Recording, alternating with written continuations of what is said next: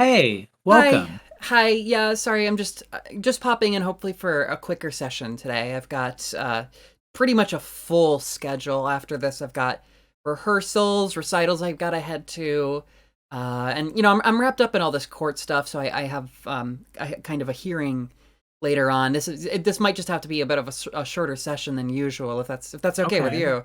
Yeah, I know. I just before we get started, I do want to ask what is the difference between a rehearsal and a recital? Oh, I mean, it's all just kind of over your head. It's a matter of it's the kind of thing you'd know if you were in the whole music business. Have you ever interacted with the music biz, as it were? I mean, I know my way around the Bandcamp page. Let's put it that way. Oh, bands. Oh gosh, just a haven for Philistines and Philistine taste, and oh my gosh. Well, in any case, that's fine. That should be that should be enough, I enough mean, of a entry it's point. it sounds like you're taking music, a lot more seriously. I mean, I not that you weren't taking it seriously before, but it sounds like you're really prioritizing it as your career right now. Yeah, I mean, I don't know. I guess I feel I feel invigorated. I guess I should say I recently saw a movie and that kind of inspired me to go a little bit, further down this path to try things a little harder. Have you seen the film Tar yet? Oh, with the big funny blue people. Oh no, no, you're thinking of Avatar. I think. Oh, right. Yes. No. Oh, the biopic, right? About the woman who doesn't exist. Yeah, yeah, that's the one. Wait, hold on. She doesn't exist. No, no, that was a fictional character invented by the director and the actress Kate Blanchett. Tar is not a real woman, nor is there, as far as I'm aware, a massive girl boss Me Too moment going on within the world of professional uh, composition or conductorship. Oh, well, she's not real? No. Damn. Well, in any case, But there are a lot of men who have taken advantage of their underlings within the musical field. Some of uh-huh. them are even name dropped in the movie Tar. This is very true. Yeah, I mean, well, I don't know. Maybe we can process about this new discovery that she's. I guess I was lied to by this film. I kind of have to rethink my whole thing now. I might not be that into music anymore, but I don't. What did you think of Tar? What were your favorite Tar bits? My top Tar moments. Oh yeah. I am so torn between uh being just T-boned by the second half of that film and kind of wanting the whole movie to be like that, but not knowing if it would be as funny if it didn't get me like really kind of tentatively invested in it, and then it's just like, no, it's just a comedy. Sorry, we tricked you. um. Yeah. I mean, to get Like kind of. a comedy with weird horror elements, actually. Yeah, that's true. There's a lot of stuff about being haunted. There's a lot of like creepy little shots of Krista popping in here and there that you might not notice on the first time you watch the movie.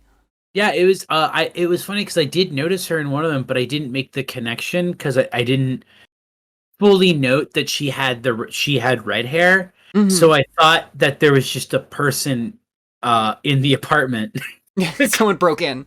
So I thought there was just someone in the apartment, and I was like, oh, that must have been like a scene that was deleted or something, and that Right. person's just like standing there, like waiting for her to come back to the door, and they just had to cut this shot in. And then I was like, dude, looking up stuff later, and it was like, did you catch this? That's Krista, Yeah. the woman whose face you never really see. What if the last half of this movie turned into Hush? God, that would have been so good. That would have been crazy. Uh, we'll have to circle back around to the Krista ghost thing because there's a really funny thing going around about the film related to that. Oh, okay. I Let's remember that. But Yeah. I mean, overall, well, yes, this is Tar is the comedy of the year. Yeah. Let's put that very bluntly. It kind of presents itself as very, very like highbrow, but that's kind of part of the joke in a sense. It's been very interesting reading like how divisive some of the responses are, and I feel like only a handful of people are picking up that it's a comedy. Some still hate it, but Yeah, like I feel like every like five people I see just be like, this is fucking like garbage. Like, I can't believe people are talking about this in this way. Or people being like, oh my God, this is like one of the best films ever. Like, this is so good. Oh, it's just like milk with Sean Penn. yeah. There's like one person who's just like, I fucking laughed my ass off. This is a comedy. This movie is prestige walk hard. Yeah. A place that I kind of want to start, because I think there's some really important like asterisks. There's some important caveats to this movie and the enjoyment thereof. Oh yeah. Uh, One of them being, uh, like, okay, so the character is racist, and the movie's talking about racism, but the movie might also be a little bit racist. It's yeah, I really okay. On one hand, having the double whammy punchline of you're seeing her post Me Too career, and she's going to somewhere in Southeast Asia. I think it's maybe supposed to be China. I'm Um, pretty certain it's Thailand, and I actually have a really there's an important point about that I want to bring up, but I do want you to continue. and then it's this implication that like, oh, she's just doing conducting in like another culture where like she's not, her notoriety isn't really as known. And then the reveal of not only is she doing that, but she's specifically conducting an orchestra playing the soundtrack to Monster Hunter Yes. over the video, which is the main attraction, not the conductor, in for cosplayers at some sort of convention. Yes. And then it pans over them, and then we get the end credits, and it's like the most like Breaking Bad dubstep episode fucking music that plays. I mean, the ending did whoop my ass in some ways. Like in some manners, it's genius. And there's a lot of aspects of the ending that I do find genius. I find the touch of the whole massage parlor experience that she goes through, where she kind of, as a friend put it, like seems to realize that people are going to recognize her everywhere and recognize her for being kind of a player everywhere, and not Yeah. not necessarily for her art and what she's trying to do. Um, and so that stuff's good. Oh, But there's I was gonna say there's also a really good touch that I because I read a little bit more about the film nah, that I didn't catch, which is the headpiece that she's being given for the concert thing. mhm, Um, is I forget what it is, but it's basically used to keep tempo. right. So the whole thing that she's obsessed with in the film of like her right hand keeps tempo and controls time. Not only is she conducting video game music, but it's like she's like, you have no say in that. Like Yeah. like you basically do not get to keep tempo anymore. The one thing that you defined as like defining your art thing, gone. You can't do that anymore. Yeah. This is no longer your toy. This is no longer your playground. It's a fucking job. And now you have to act like you're at your job instead of how you've been acting for pretty much the whole film. Yeah. Um, Which is like you're at the pussy buffet. yeah. Yeah. The job is second to pussy. Yeah. And so about that whole segment of the film. Pretty sure Yes. it's Thailand. Feel relatively confident in saying Thailand, but not 100% confident because in the credits, the shooting locations are credited as Berlin, which is a city. I think it credits either New York or the United States. So I can't quite remember that one. And then for the for the parts shot in Asia, it's credited as Asia, which is a continent. So I that did not catch that. That is insane. it's an insane like lens to be to be talking about like your shooting locations and to be crediting locations. So that's one kind of red flag there. Another red flag, and part of why I'm also pretty sure it's Thailand. Again, I'm you know I'm dumbass American. I'm pig American. You know, you can correct me in the comments. I But like stupid lesbian tar. yeah. But you know the segment, the shot where Lydia Tarr is laying in the bed in the middle of the forest and her heart catches on fire? Yes. Imagery literally lifted, literally stolen from Apchapong Takun's short Blue from 2018. That literally, and a middle-aged woman laying in a bed in the middle of the forest, her heart catches on fire, and it's like a double exposure effect. Oh. So Apchapong being a Thai director and that being, I mean, like, you know, let's use all the words. Let's just throw all the words on the table. Homage, stealing, fan art.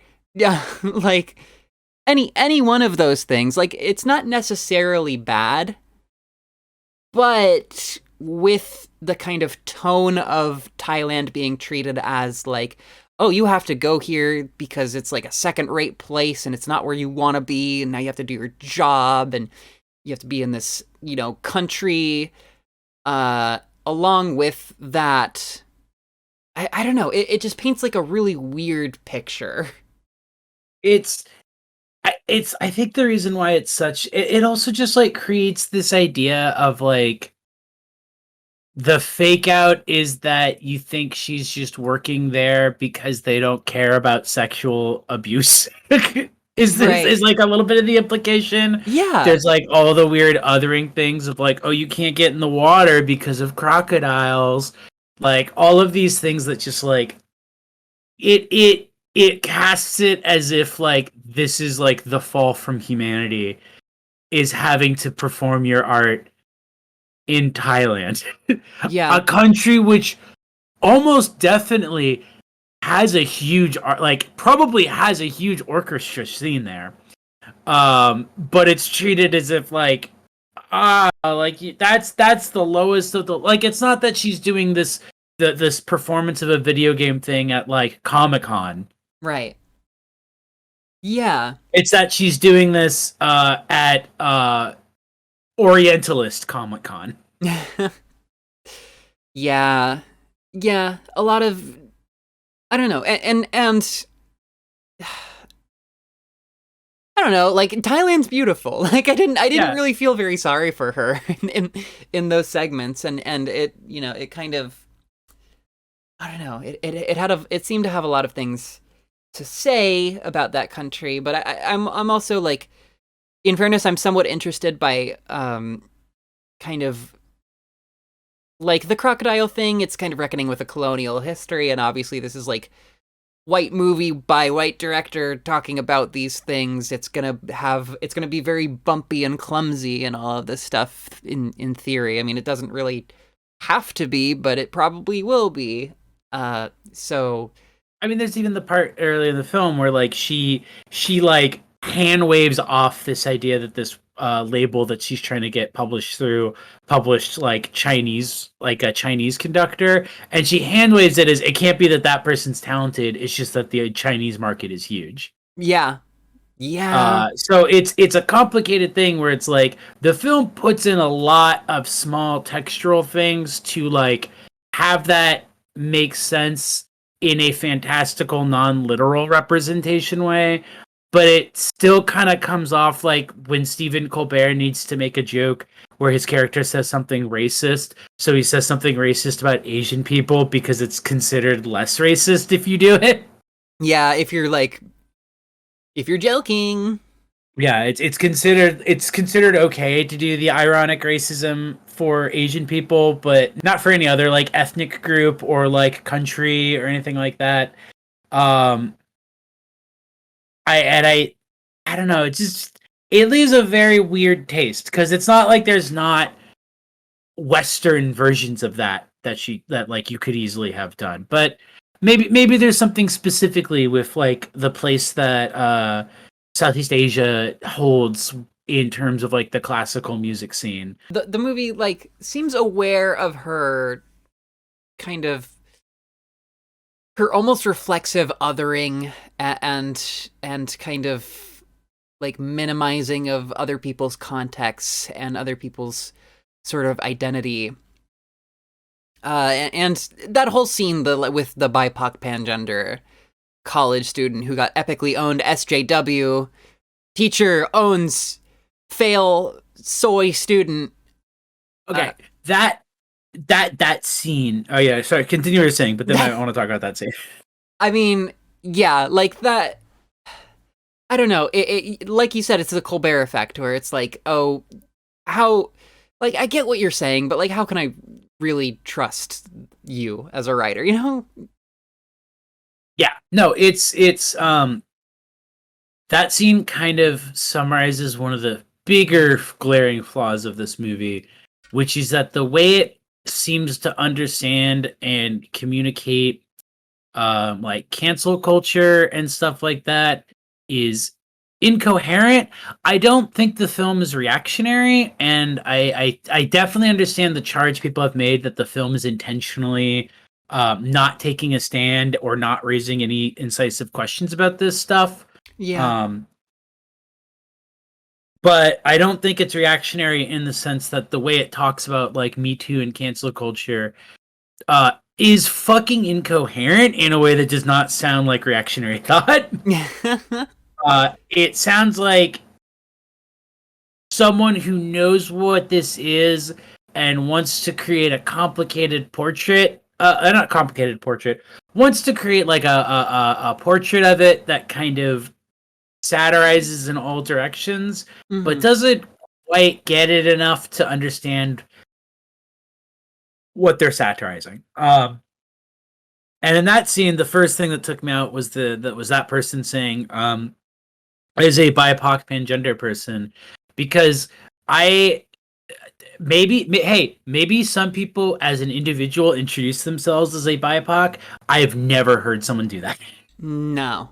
It is always like as my specific identity and experience, not like that. That's like as insane as being like as an LGBT person, which is only something someone says when they are just gay. Oh God. Where it's like you're not the whole, like that's BIPOC is a umbrella term for like multiple types of like people and experience. I've never heard someone say that. That felt like it was a placeholder line for it to be filled by whoever they cast in that role. Yeah. And I mean, that scene is trying to pull off like a really difficult hat trick of like, I get the impression that they at first want you to be in support of Lydia Tarr, like owning this student. And that's kind of the presentation there. And then on perhaps subsequent viewings or thinking back on the scene, you realize that Max was not really necessarily the correct one, but was like the victim in that situation. Oh yeah, they were 100% right that like she was just like being a piece of shit and like picking on them for like really no reason. Yeah, for just like egotism and like pomp and just. There's like an interview with the director, if I remember correctly, where he also says that like part of it is it's that like narcissism of small differences thing where it's like she is so like, oh, I've accomplished all of this despite being a lesbian woman, and is thus like threatened by the idea of somebody putting that forward, like their difference forward, because then it's like, you know, it's the thing you see a lot of times with like actual like conservative or like more assimilationist like marginalized people, is this like, well, I don't need to talk about that stuff. Why do you need to talk about it? I don't need to talk about it. I think it's like a pretty good portrait of that. And so it's like, yeah, it's pretty easy to be like, even if Max's ideas are like, I don't know, like a little Twitter brand or whatever, like they're right that she's just like being a piece of shit to them for like no reason. Also the fact that later when she gets like canceled by it, it's like a YouTube poop, when it's like that video alone would generate discourse online. Like it didn't need to be edited. Like you could just post the entire like monologue she gives and people would be arguing about it. But Yeah. that is just like they like chop her up like they're trying to do a like Lydia Tarr says most offensive thing ever, like 2009 like YouTube poop. Yeah. That was one of the funniest moments of the whole movie to me, definitely. The YouTube poop was utterly ridiculous. And it's not necessarily I don't know, it's not necessarily that it's not based in reality at all, but like you said, it's just like kind of an absurd stretch, and it's just so silly and it comes out of nowhere. Right, because like people definitely will post like clips that are out of context that are missing like a before and after or something, for something like that. But it's literally like edited where she's like, and then I'm going to take my pingus and jam it up your ear. Oh God. And yeah, the literal like the people at the table being like, yeah, we didn't really care so much about the video, but you know, we do care about the allegations. If they were gonna go that far, they should have gone even further and had like random people are making like memes about her, about her accusations, and making fun of her online. Oh yeah. And she flips the fuck out, and she's like, "These people don't even know who," and then she like name drops something is also like, what the hell? Like, I think you pointed this out. What does she think U-Haul lesbian means? Yeah, She says that in that scene too, and it's just again, like exactly like the kid describing themselves as BIPOC pangender. Like U-Haul lesbian, it is like in context it makes no sense at all when she says it. Yeah, it's an aspect of my identity and my categorization in society that I move in on the second date. yeah, like I don't understand it. I mean, like that's why the hat tricks of those scenes really fails, because it's just like not a very I find myself so commonly calling things like not very lived in or whatever. But I mean, like I don't know. It's just weird. It's like fanficky writing to me. And like same goes with that student with Max. Like in real life, they would probably just be trying to contribute as little as possible and trying to be as invisible as possible in that class. I mean, like that was my experience as a queer in college. But I don't know. Maybe I'm over projecting. it's no, it's just a very weird approach to it. And then like it's bizarre too because on the other hand, the like methodology and plausible deniability and stringing people along that like Lydia Tarr does is really accurate. And the way the institutions around her kind of recreate and reinforce that behavior in the way they're handling it, where they're sort of like, like, well, let's see how this shakes out. Like, if we can get away with keeping you on, like, that would be easiest for us. But, like, we're gonna, like, wait up until, like, we absolutely have to, like, acknowledge this before we do something. Yeah. Like, that's super, like, that was super accurate and, like, really appropriate, which just makes the, like, there's a protest at her, at her book signing. What? I've never seen a protest like that. It's I don't know, like for something so niche in this world as I don't know, I hate to call it niche. There's a whole other class of people who are able to go to the orchestra. But that's like that's kind of a dwindling class. That's like super insular. So I don't really see this like, students at Juilliard banding together and being like, we gotta go. I mean, that probably does happen though. Thinking about fucking Juilliard. Yeah. I don't know. We gotta get Grimes' perspective on this. Yeah, we gotta go ask her. Honestly, they should just make this a movie like this, but about Grimes, and but also make it fake, like make up everything in it. Instead of being on a houseboat that fucking floats down the Mississippi, it's like a Breaking Bad trailer or something. But all of that being said, I did kind of fall in love with this movie. Let me talk about how much I loved this racist movie. Yeah, no, please. Okay, and like I guess in your defense, much like how the way we interact with problematic artists, is we have big stupid Twitter arguments about them about whether or not you can ignore it. Yeah, it's not like you can kind of ignore it, but it's like it really is just like the weird taste in your mouth of the ending, and then like that scene with Max, which is just badly written. Right. But like I feel like it's pretty. It's a thing where it's like no matter how much you do or disagree with Lydia, Tar, or Max in that scene, she is abusing her position as like a teacher. Yeah.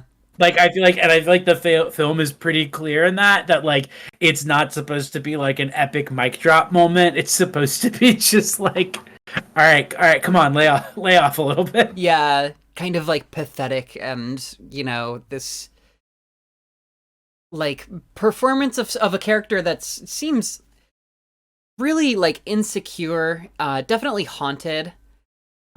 Speaking of haunted, before I get into more of the kind of subjective realm. You remember that screaming that she hears in the forest and how it sounds really familiar? Yeah. It's from fucking Blair Witch. Really? Yeah, because I heard it in the movie and I leaned over to the people I was watching with and I was like, that's the screaming from the end of Blair Witch. So, but the movie doesn't expound or like talk about that at all. But I like checked later and people on IMDb like matched it up and I like watched it again later and it's definitely Heather screaming in Blair Witch.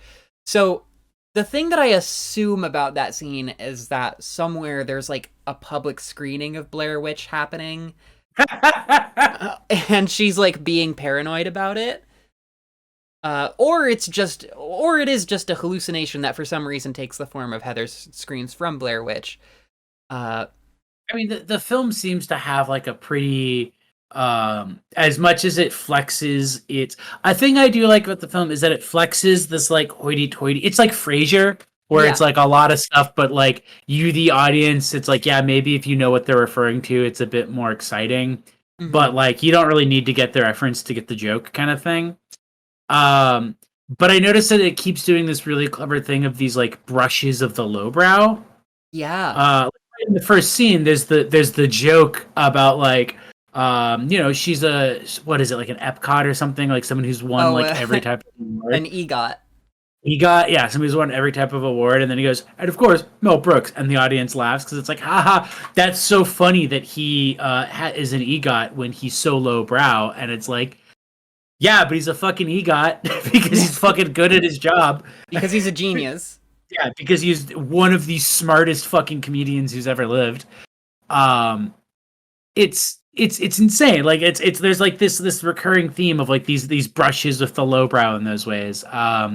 And so I can definitely see it being like in that same sort of theme. Or like when the new protege she's trying to groom is just like, oh yeah, I looked it up on YouTube. That was beautiful. I loved that. Her being like, I don't know who the conductor was, but it was sick. So funny. Just also masterclass of acting is Olga's character, especially in that scene where they have that extended thing at the start about it, where she's like, oh, like the only thing to eat here if you're vegetarian is a cucumber salad, and she's like, oh, okay, and it's very clear that like Lydia Tarr is like, oh, I'm a vegetarian, ha ha ha, and she just immediately is like, I'll have the veal. the most like kill an animal for me. Take your youngest animal and take it out back and end its life for me, please. Snuff it out. Such a fucking power move.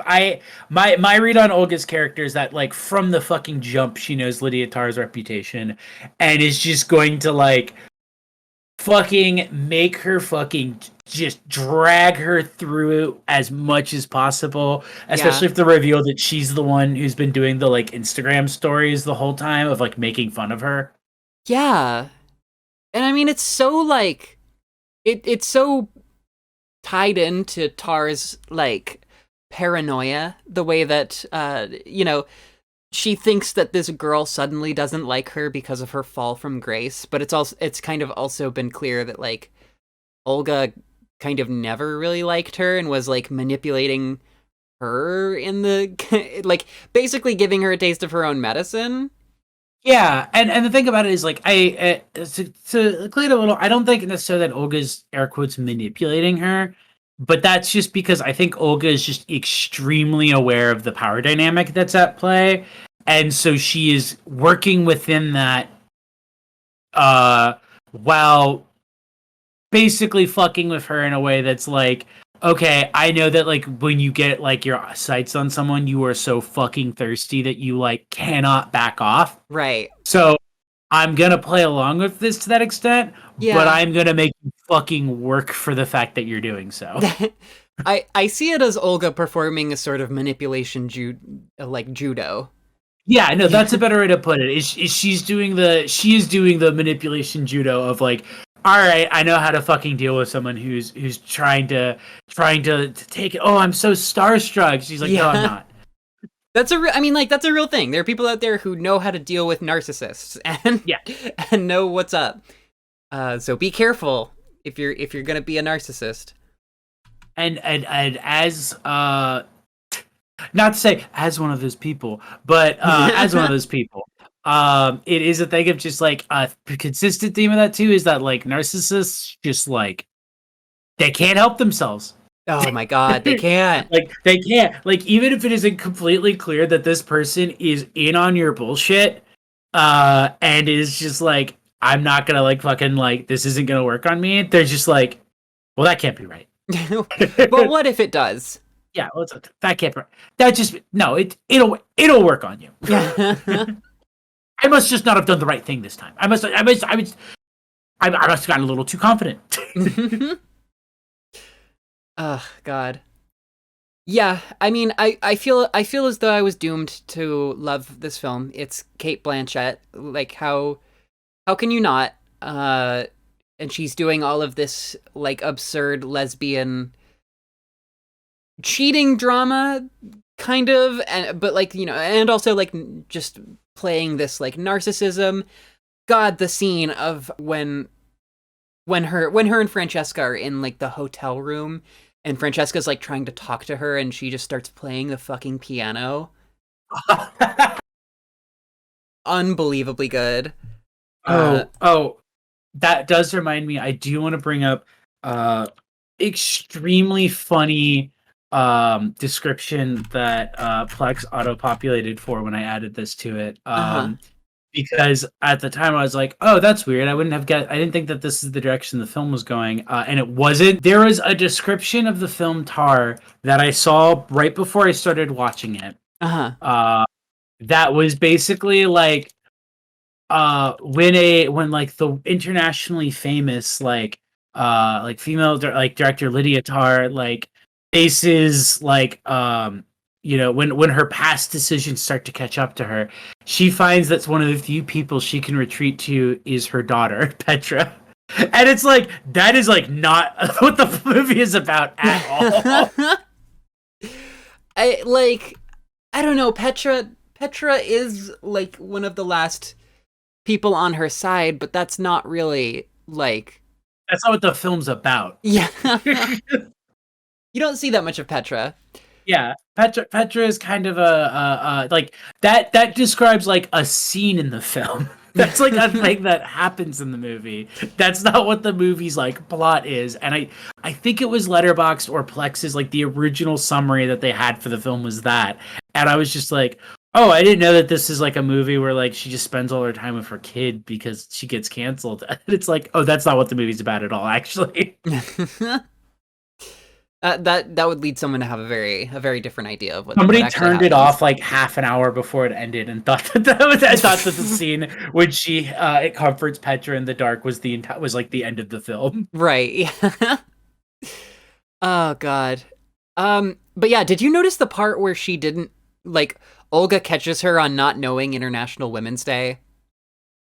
Yeah, God, that's such a good line. Oh God, it's so and like all of the stuff where she's like I don't know, the way the movie talks about gender, that's weirdly a part that I felt super interested by. Just Lydia Tarr's character, she refers to herself as her daughter's father, and she's like making all these hilarious threats against like her daughter's bullies. There's also the part in the movie where she's like looking through all the Krista emails and like finds the one where like finds the final email Krista sent or some shit like that. And then she leaves her office to go do boxing for like an hour and then runs back. Like Yeah, it's the way that was set up where I was just like, okay, like that was the end of that scene and she went and did boxing and then it's gonna go back.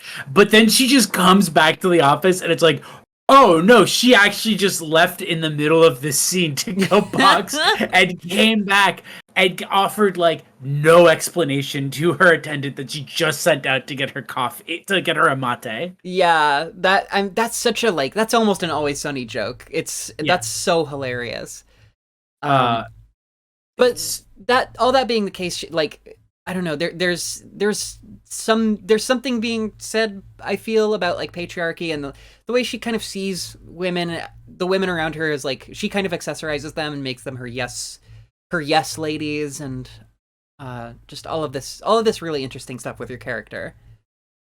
Yeah, I think I do wonder if part of the inspiration, if I'm gonna put it, is so one of the conductors that's named by the older guy, um where he's like, oh, these two guys who got canceled. One of them was actually a gay man, so his victims were the people he had preyed on were other men, Hmm. and so that made me wonder if part of the film's like inspiration, because it names those two conductors, so it's pretty clear that that's like somewhat of where like the film's sketchings of an idea came from.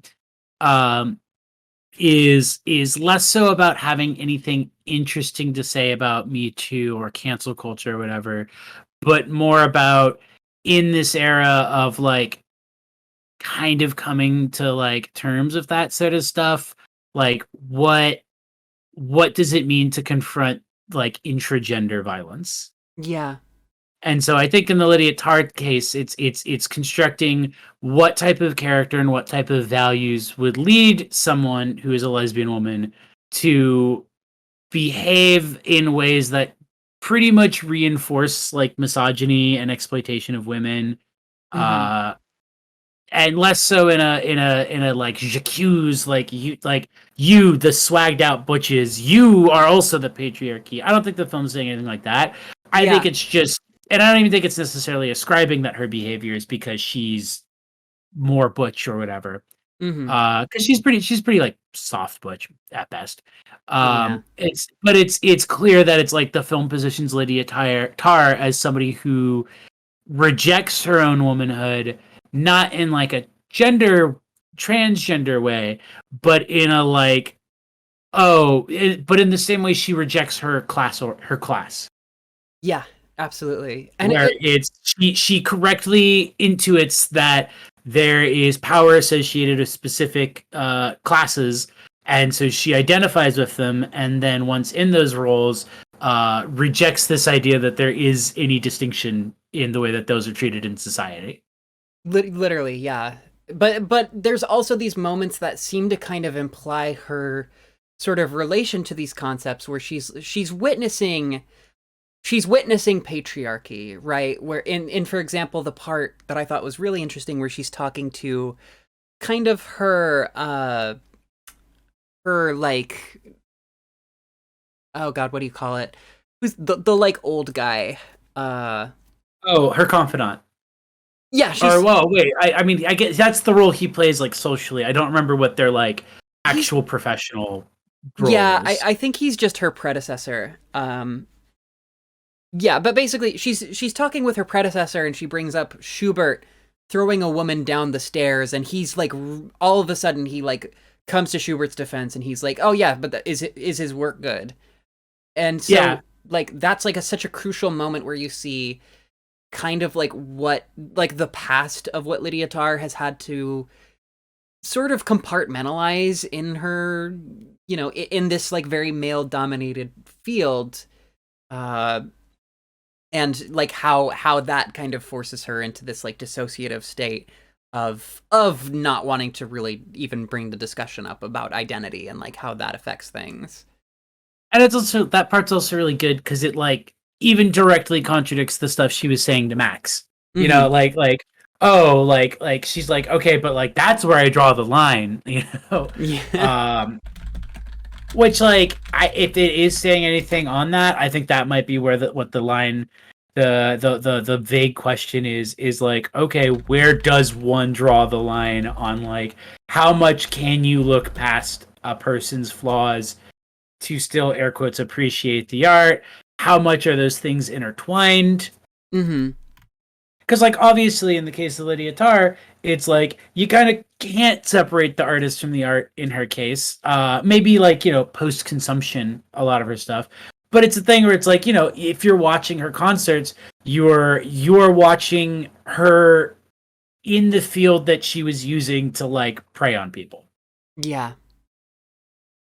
uh Yeah. it, it is sort of very similar to like um you know, it's why like a lot of people, you know, who are maybe are more like separate, I could separate the artist from the art, have problems with say Woody Allen films, because Woody Allen films are about Woody Allen and are in a lot of ways in which he kind of justifies the way he treats women. One thing I found while looking up more information on Todd Field myself, an interesting sort of biographical factor in terms of somebody who makes a film about a sex pest getting canceled. He kind of broke into the biz by working on a Woody Allen film. Oh, Y- I mean, You know? that would make a lot of sense why he has a specific familiarity with some things. Yeah. Oh yeah. Yeah, absolutely. Like that. I mean, like, and that's part of you know the kind of difficult whole of any piece of art, which is like you know I don't fucking know these people, but I also like I'm also in a really tough position where it's like I don't like when people I don't like a long history of men raping with impunity either. Yeah. So you know at a certain point something has to come to the I don't know. It has to be considered. It has to be thought about. Yeah, no, it's like I said, it's a thing that I think is very. The film doesn't seem to. I don't think the film is too interested in interrogating it, but like with that kind of contrast there, I think the film is sort of introducing this idea that like everyone has a line, like even the most like separate the art from the artist type person, Hmm. everybody has a line that they draw in the sand on it. Everyone Yeah. has a line. Well, now it's gone too far, and I can't support this artist anymore. Yeah. Absolutely. Um, and I like that the film, you know, gives us an evil woman to explore that through, because it, I think it pretty correctly sees in the water that like that is a type of person in film that people are really hungry to see right now, and so it's like thoughts before we get too far away from it, the ghost thing. Yeah. So there is a extremely funny article that even Paul Schrader himself posted on Facebook. Oh yeah, it's a Slate thing. It's a Slate article.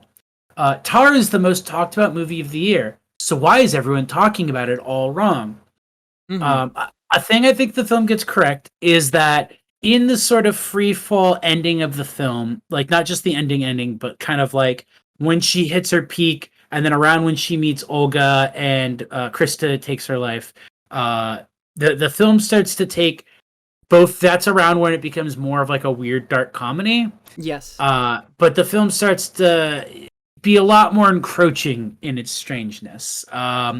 There's the entire sequence which she followed when Olga disappears into her dilapidated building and a black dog appears. Um, There's like weird, like the sound stuff starts getting more intrusive. We start seeing the Kristas in the background shots more. Um, and the problem with it is that, like, I think the article is correct in being like, hey, it's weird that people don't talk about the fact that there's a tonal shift in the film. Hmm. The problem is that it then kind of goes on, and it's like maybe when she fell and hit her head, she's imagining it. like some fucking like the Rugrats are in a coma. Oh my Thing. god. Come Um, on. which yeah, the film has a lot of like spooky horror elements in it, I guess in that regard. But I think that's maybe taking, ironically enough, those things too literally. I'll say Yeah. it too literally is that like, well, these things are happening that are depicted on screen are actually happening, and not just that it's like it kind of goes into motion as like this is like the worst case scenario of like all of these threads for her unraveling. Um, and I would read it as like, to her it feels probably almost like paranormal.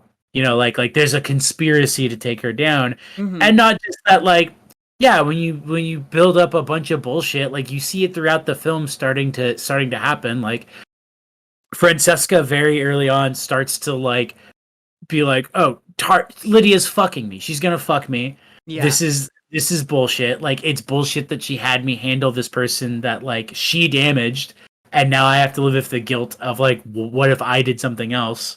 Hmm. Her wife, whose name I'm blanking on, Uh, Sharon. Sharon. She like pretty early on is like aware to some degree that like Lydia is a philanderer and like is kind of using the orchestra to play her own little ego in social games. There's the guy who like when she's trying to forcibly retire him is just like everyone knows like what like you're doing, Yeah. which is God. like leads which and it's the thing, it's like much like how the house of cards come crumbling down in her attempt to try to keep it up and to move the Jenga block back. She fucks over Francesca so that she can have plausible deniability that that's what her intent was. But then that just makes it worse because then Francesca is like, well, if I'm not even getting anything from you, like fuck this. Yeah. Oh god. I mean, So I think it's things get more absurd and like paranormal and like weird, not because it's all in her head, but because that is probably how a person like this would experience their own decisions and behavior catching up to them, which is that like, oh, a ghost must be doing this. yeah, I think that's the more interesting thing to take away from it. And I mean, like the thing with articles such as this and ways of thinking about movies such as this is that it is, in case we all forgot, a movie, and as a piece of art, uh it's I always kind of hammer on the drum that like the literal to me is less interesting than the effect, and the effect I think is very strong. Like you understand the feeling of what it means that she's haunted, haunted by both this kind of person that she's taken advantage of to the point of killing her, but also kind of haunted by herself, and her own actions and proclivities and all of this stuff. Yeah, no, I think that's the correct way to put it, is that it's like the article's almost on the right point, and that a lot of people are taking the ending kind of like, at face value and as seriously. But what if I took it at face value and literally? When it's like, no, it's film is an emotive experience. Like you are supposed to be, there's supposed to be an effect from all of this, and I don't think that the effect is solve my riddles 3 15 Easter eggs you missed in the new Tar trailer. Like it's just it's to create a larger experience of the film. Yeah, absolutely. uh there's another texture of the film that kind of vaguely ties into stuff that we've already talked about before, but I kind of get the impression, and we don't have to spend too much time on this. I'm no fucking expert, but like, she seems to be kind of like, well, the film itself again, but like mainly the character has this like weird relation to like the Jewish identity. And there's definitely articles you can look up that kind of like talk all about this, but that also felt like a pretty major chord that was being struck, I guess, in the service generally of making a lot of really complicated intersections that she's kind of stuck in between, like with the gender thing and like with, just the general perception and the general cultural history that she has to kind of reckon with, and also seems to be kind of running from.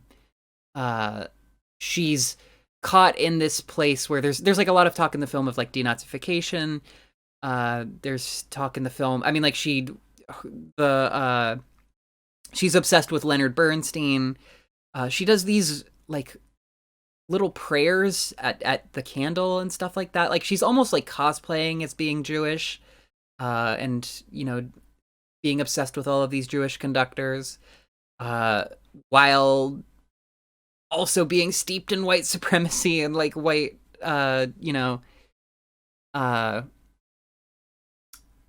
white cultural identity. White cultural identity. Yeah, absolutely. All on the stage of the really loaded stage of Berlin. I don't know. It's. I think that's a really compelling texture of the movie that some articles have pointed out. Yeah, no, and I also honestly like I think that works a lot. Let me really quick check if Todd Field is Jewish. So I the first article that came up when I searched that is the surprisingly Jewish world of Tar. Fair. And then the second one is the Jewishness of Stanley Kubrick's Eyes Wide Shut. I don't. I don't know if that's. I don't think that's true. I don't think. You know what? I'm not going to read the article to find out, but I don't think that's true. I don't think that's a very good. I don't see Todd Field on the list of Jewish film directors on Wikipedia, so maybe he's not. But I was gonna say that is also like a very common theme in like Jewish art. Like a lot of Jewish art is the sort of complicated guilt of, rejection of, but also embrace of like one's cultural identity. Especially since like Jewishness obviously also within like larger contexts is like all a ethnic identity, a cultural identity, and a religious identity, and then like probably some other categories of identity that I can't think of off the top of my head. Mm-hmm. But like it is a complex, multifaceted identity that has like a lot of different meanings and a very long history, especially within art, of engendering very complicated feelings about being Jewish. I laud the movie's braveness, which sometimes veers into clumsiness in terms of its want to talk about these kind of tenuous and difficult social intersections, I guess.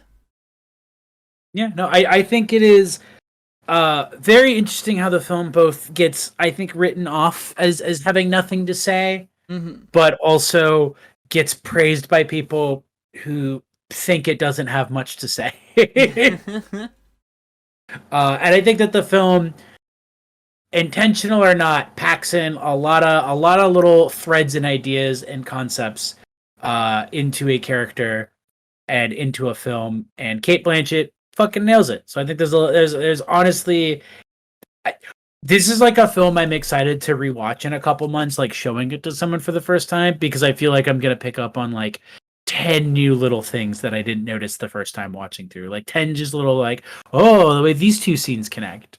Oh yeah, of course. I ended up watching it a second time, kind of in preparation for really this, and there was, it's so textured. Like there's so many phases that the movie goes through where you're like, oh, it's this part of the movie. Oh, it's this part of the movie.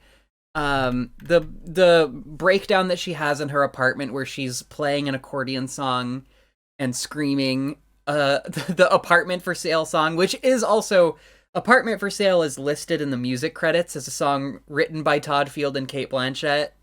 That's so funny. I'd forgotten that scene. That scene's such a good scene. Apartment for sale. Your sister's in jail. Unbelievably good. Amazing performance. Kate knocks it out of the park. Noemi Merlant knocks it out of the park. Nina Haas knocks it out of the park. Yeah, just no complaints about the performances and the depth brought to them by the folks involved. For all of its flaws and for all of it that it kind of presents itself as, it's more anime of center than I think I was really ready for, and I think I liked that about it. No, that's a great way to put it, and I think it's a consistent theme that like I generally really love a film that has like a bunch of weird flaws because it's doing a lot of stuff and some of that stuff just completely fucking misfires. Yeah, absolutely. I don't know. I guess this session went a little bit longer. Let me check my God. Let me check my calendar. Oh, they canceled everything. It's all I just have to go to court later in the evening, but Okay, well, hey, maybe they'll cancel the court.